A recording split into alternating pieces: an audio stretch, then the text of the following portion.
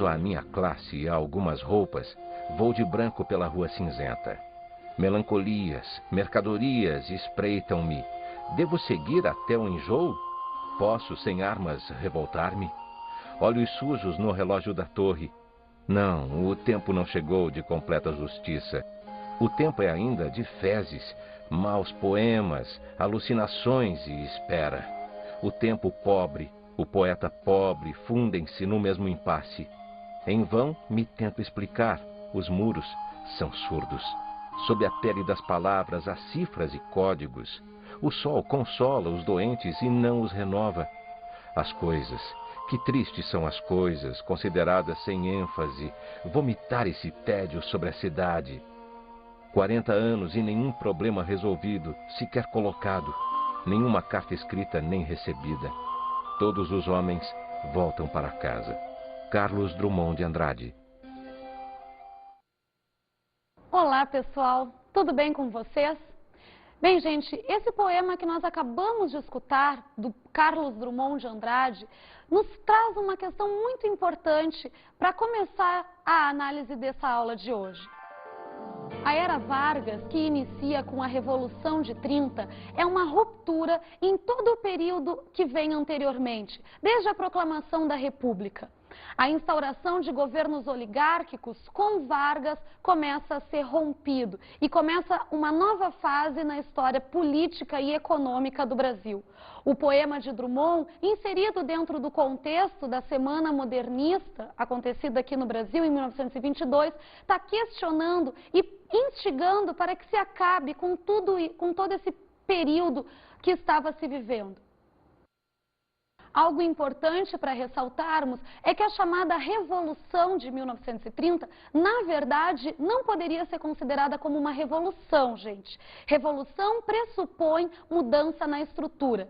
E o que Getúlio Vargas fez com o Brasil, a partir do momento em que ele entra no poder, não muda a estrutura, a base em que a sociedade brasileira estava colocada. Esse momento, esse novo momento da história brasileira começa a ser colocado a partir das eleições de 1929. Nesse ano, aconteceu a famosa quebra da Bolsa de Nova York, onde, devido a uma superprodução, nós vamos ter uma crise, uma quebra em todo o sistema do capitalismo que estava colocado até então, o capitalismo liberal. O Brasil, gente, vale a pena lembrar, é produtor daquilo que a gente chama de economia de sobremesa. Ou seja, produtos que não são o principal no consumo das populações, como, por exemplo, o café durante esse final de século XIX e início do século XX. Assim, sempre que acontece uma crise em termos mundiais, a produção do café, a exportação do café é prejudicada, porque os países deixam de comprar esse produto. Dessa maneira, vai acontecer uma importante disputa entre as principais oligarquias do período, São Paulo e Minas Gerais. Isso vai acontecer porque a oligarquia de São Paulo, que vai ter seu principal capital oriundo da produção cafeeira, vai querer realizar uma valorização do café. Valorização do café é quando o governo deveria comprar um excedente do café para dessa forma tentar valorizar o preço do produto. Só que nesse período, Minas Gerais vai ser contra a valorização do café, o que vai acabar provocando uma cisão entre esses dois grupos que há décadas vêm fazendo aliança política dentro do Brasil. O Rio Grande do Sul, que é a terceira economia em importância no Brasil nessa época, vai novamente aproveitar de um racha entre a oligarquia de São Paulo e a oligarquia de Minas Gerais, fazendo aliança, então, com o pessoal de Minas. Dessa aliança vai surgir uma nova chapa concorrendo às eleições presidenciais de 1930. É a famosa Aliança Liberal. Nessa surge como candidato, então, Getúlio Vargas pela presidência da República, através da chapa do Rio Grande do Sul, chamada de Frente Única Gaúcha, João Pessoa concorrendo pela oligarquia da Paraíba e Minas Gerais, então, dando todo o apoio político para essa união. Lembrando que Minas Gerais, gente, nessa época tem o maior curral eleitoral, ou seja, o maior número de eleitores. Essa expressão curral eleitoral, ela é oriunda, ela tem o seu significado vindo da questão que o eleitor, durante a chamada República Velha, não tem nenhum tipo de autonomia.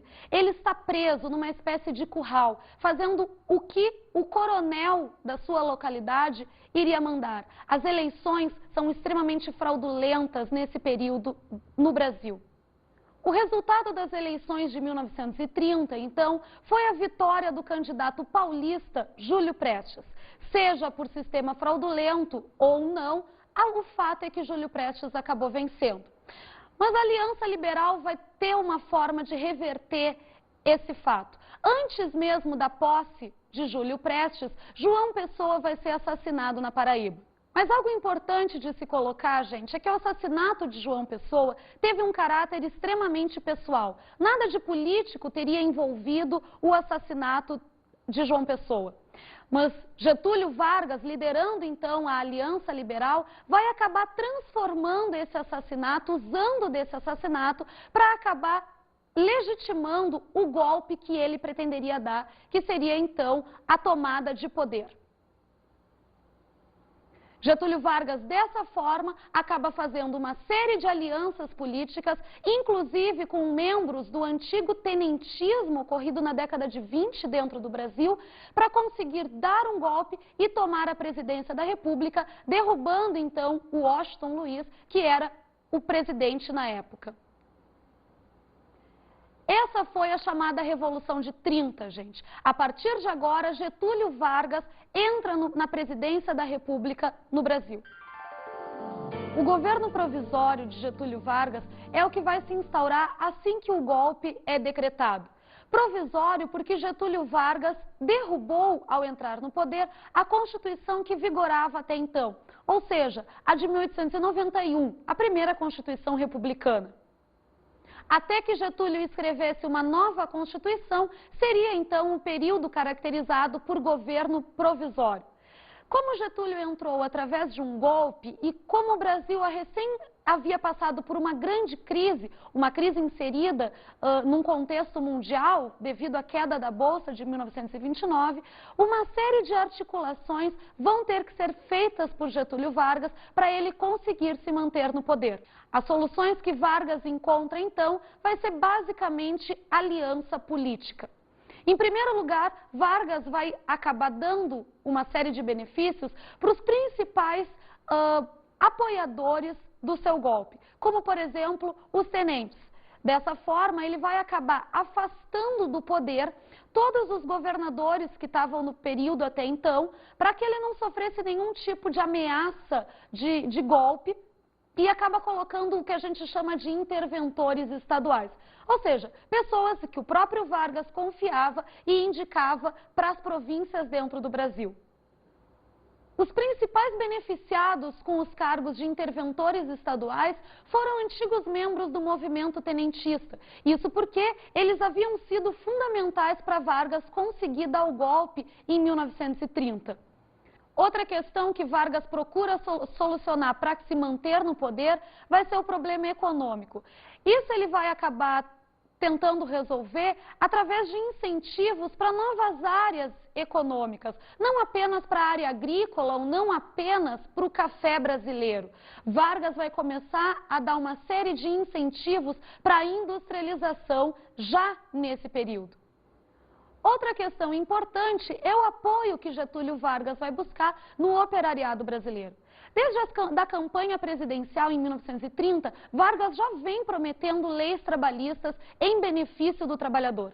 Isso porque Vargas precisa cooptar o apoio dessa parte da população ao seu governo. E agora, ainda no período provisório, ele já vai começar a dar esses benefícios para o trabalhador. O período provisório sofre algumas modificações quando acontece a chamada Revolução Constitucionalista. Vamos agora escutar um texto importante sobre essa guerra. Um dos mais importantes acontecimentos da história política brasileira, ocorridos no governo provisório de Getúlio Vargas, foi a Revolução Constitucionalista de 1932, desencadeada em São Paulo. Foram 3 meses de combate que colocaram frente a frente nos campos de batalha forças rebeldes e forças legalistas. A revolta paulista alertou o governo de que era chegado o momento de pôr um fim ao caráter revolucionário do regime. Foi o que ocorreu em maio do ano seguinte, quando finalmente se realizaram as eleições para a Assembleia Nacional Constituinte, que iria preparar a Constituição de 1934. A Revolução Constitucionalista, então, gente, foi na verdade uma tentativa de tirar Getúlio Vargas do poder. Não vamos esquecer que por décadas as oligarquias brasileiras, principalmente a oligarquia cafeeira de São Paulo, esteve no poder no Brasil. Quando Vargas entra na presidência, acaba afastando esse grupo do poder. Através de uma aliança com o estado do Rio Grande do Sul e também com o estado de Minas Gerais, São Paulo começa a preparar a guerra que deveria derrubar Vargas. A justificativa para esse movimento foi o fato de que, mesmo depois de 2 anos de Getúlio ter entrado na presidência do Brasil, ainda não tinha elaborado uma nova Constituição para o país. Daí o nome desse movimento, então, Revolução Constitucionalista. Mas alguns dias antes da guerra estourar, tanto o estado do Rio Grande do Sul como o estado de Minas Gerais acabam retirando o apoio a São Paulo, muito provavelmente por causa de acordos políticos com Getúlio Vargas. Dessa forma, São Paulo acaba descobrindo, no momento em que a guerra acontece, que estava lutando sozinho contra o Brasil. Mesmo assim, gente, São Paulo consegue resistir por 3 meses. Isso porque foi fundamental durante essa guerra o papel da propaganda. O governo paulista bloqueou na entrada de São Paulo qualquer tipo de imprensa nacional. Só funcionava a imprensa do estado de São Paulo. Dessa forma, as notícias sobre a guerra eram extremamente manipuladas. Notícias como os paulistas venceram mais uma batalha eram extremamente comuns de chegar na capital paulista, incentivando a população a cada vez mais se dedicar para o conflito. Temos, por exemplo, como demonstração do apoio que a população de São Paulo dá para essa guerra, o movimento onde as quatrocentonas, famílias tradicionais ligadas aos barões do café, acabam doando ouro em prol da guerra contra Getúlio Vargas. Também o envolvimento de jovens, envolvimento de mulheres cada vez mais querendo participar, mesmo que fosse como enfermeiras da guerra, é algo extremamente comum desse movimento. Getúlio Vargas vai então buscar o apoio do exército brasileiro para conseguir liquidar com os paulistas. O exército só vai apoiar Getúlio Vargas com a condição de que ele afastasse os tenentes que estavam envolvidos como interventores estaduais. Isso porque não vamos esquecer que os tenentes são considerados desertores do exército brasileiro. Com o apoio do exército, é praticamente impossível a guerra durar muito tempo e Getúlio vai conseguir acabar com esse movimento. Mesmo assim, mesmo saindo como vencedor da Revolução Constitucionalista de 1932, Getúlio Vargas acaba sendo obrigado a convocar uma Constituição, porque o caráter de que ainda não existia essa Constituição dentro do Brasil acaba ficando muito evidente, mesmo através da imprensa. Dessa forma, então, é escrita a nova Constituição brasileira, a Constituição de 1934. A Constituição de 1934 acabou trazendo uma série de inovações para a história do Brasil. Dentre essas, podemos citar a questão das leis trabalhistas que Getúlio Vargas vai começar a incorporar ao texto constitucional. Também é muito importante o fato de Getúlio ter instituído o voto secreto. Esse vai conseguir diminuir um pouco o coronelismo que foi tão marcante nas eleições fraudulentas até o período que Getúlio entra no poder. Também temos a instauração do voto feminino, o que não era permitido até esse período dentro do Brasil. Outra inovação de Vargas vai ser o mandato presidencial por 4 anos sem reeleição. E também vai ser eliminado o cargo de vice-presidência da República. Colocada uma nova Constituição, começa então o chamado período constitucional de Getúlio Vargas, que vai de 1934 a 1937. O mais importante desse período, gente, é a atuação de dois grupos no Brasil. A Ação Integralista Brasileira, conhecida como AIB, e a Aliança Nacional Libertadora, conhecida como ANL. Os integralistas estão sendo influenciados por um movimento que está surgindo em diversos países nesse mesmo período na Europa. Portugal, Espanha, Alemanha, Itália, são alguns dos exemplos de países com governos fascistas que vão começar a surgir desde a década de 20. Os integralistas dentro do Brasil vão ter forte influência desses movimentos fascistas europeus. Já a ANL vai ser um grupo organizado a partir da Terceira Internacional Comunista. Essas internacionais comunistas, porque ocorreram várias, são uma espécie de encontro mundial de todos os partidos comunistas. O Brasil, através do PCB, através da liderança de Luiz Carlos Prestes, participou então desse encontro que aconteceu. O que se estabeleceu na Terceira Internacional é que o grande inimigo dos comunistas nesse período, década de 20 e início da década de 30, são os movimentos fascistas. Era preciso, então, fazer algum tipo de reação, algum tipo de bloqueio ao avanço dos fascistas no mundo. No Brasil, com a liderança do Prestes, vai se organizar, então, a Aliança Nacional Libertadora, um grupo de tendência comunista que deveria agir junto ao operariado para tentar bloquear o avanço fascista aqui no país. A questão é que Vargas vai usar desses dois grupos para ter privilégios ou para trazer benefícios para o seu poder. Os integralistas ele acaba usando principalmente a força paramilitar desse grupo, uma espécie de força armada que eles tinham. Vargas, já nesse período, está começando a consolidar a imagem do pai dos pobres, ou seja, aquele governo que estava dando uma série de benefícios para os trabalhadores. Dessa maneira, Vargas vai usar da força paramilitar dos integralistas para coibir qualquer tipo de movimento operário, como, por exemplo, as greves. Assim, primeiro chegavam as forças integralistas. Logo depois, então, quando o movimento grevista estava praticamente controlado, é que as forças oficiais chegavam, saindo então de cena os integralistas. Já a ANL, Getúlio Vargas vai se aproveitar da aproximação, da simpatia que o próprio operariado tinha por esse movimento, devido ao caráter comunista que eles tinham. Não vamos esquecer que desde a década de 20, junto ao movimento operário, quem tem maior influência aqui no Brasil é a organização comunista. Getúlio permite que a ANL permaneça na legalidade por algum tempo, para ter um caráter mais simpático, digamos, junto ao operariado.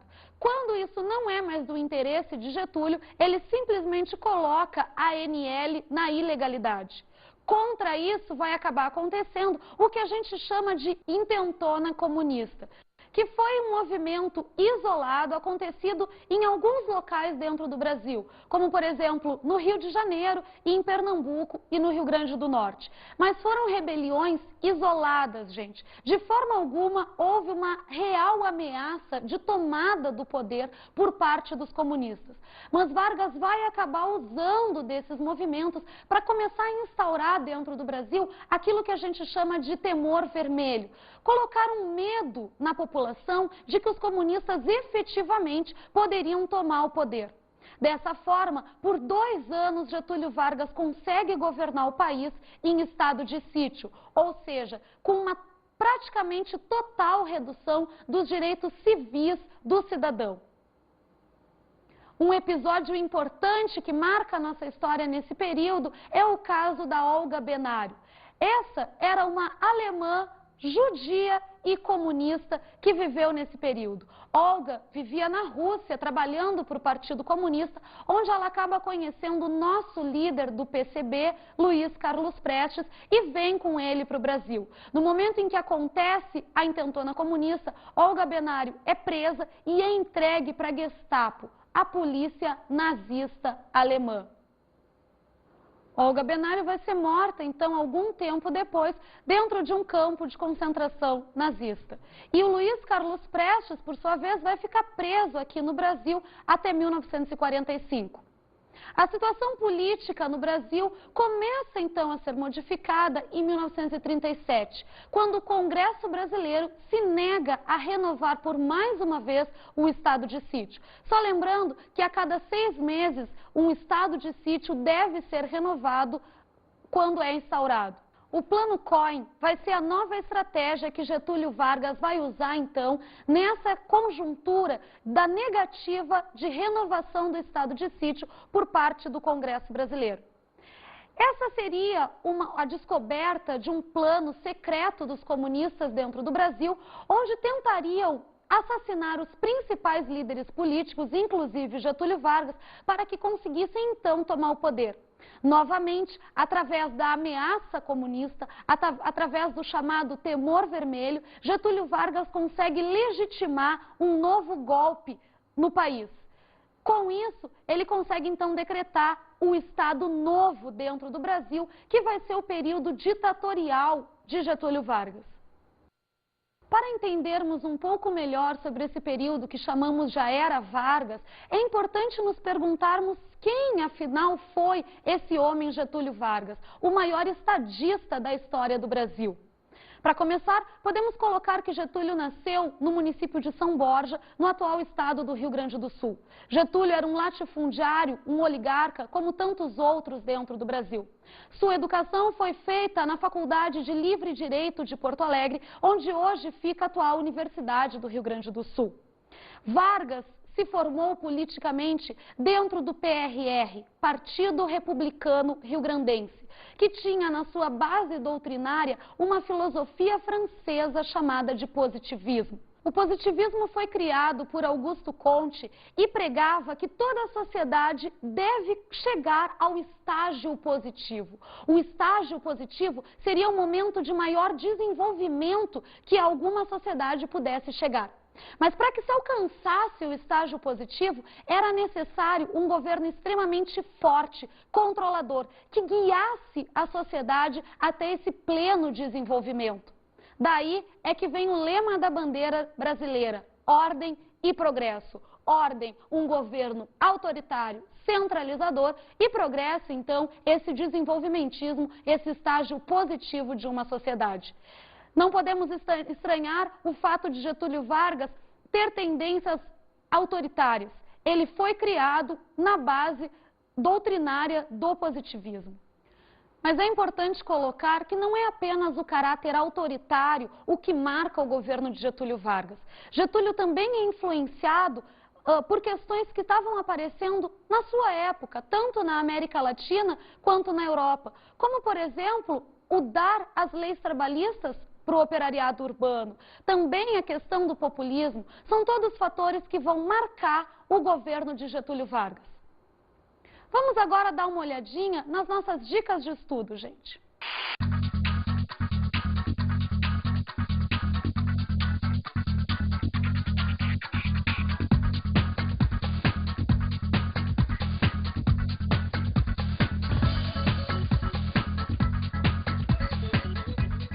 Bem, pessoal, para analisar um pouco melhor esse período do governo Vargas, de 1930 a 1937, existe um filme chamado O Velho, que é bastante interessante. Esse filme mostra a vida de Luiz Carlos Prestes. O que vocês devem buscar analisar é o envolvimento desse líder comunista dentro do Brasil com o governo de Getúlio Vargas, tentando analisar, por exemplo, como que vai se dar o envolvimento do Prestes na intentona comunista de 35. Bem, gente, por hoje é só. Até a próxima.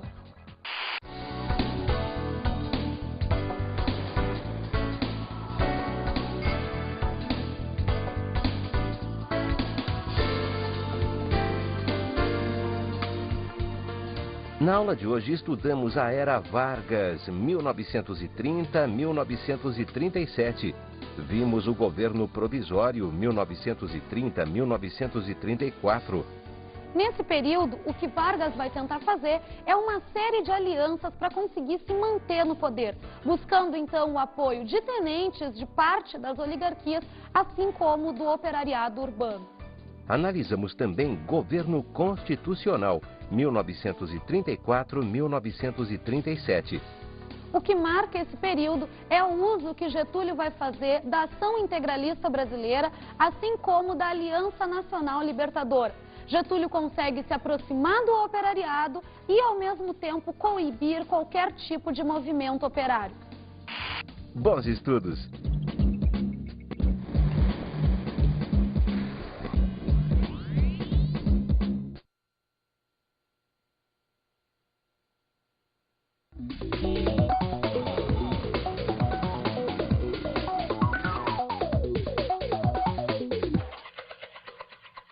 Olá, professor. Para trabalhar esse primeiro período do governo de Getúlio Vargas, de 1930 a 1937, eu acredito que seja importante tentar desmistificar um pouco esse caráter de Getúlio ser considerado como o pai dos pobres. Isso pode ser feito através de análises críticas sobre a política populista que Vargas adotou dentro do Brasil. Outra questão que me parece muito relevante é tentar mostrar para os alunos que a atuação tanto dos comunistas quanto dos integralistas, que têm tendências fascistas, dentro do Brasil, é totalmente influenciada por atuação desses grupos na Europa. Bom, professor, por hoje é só e até a próxima.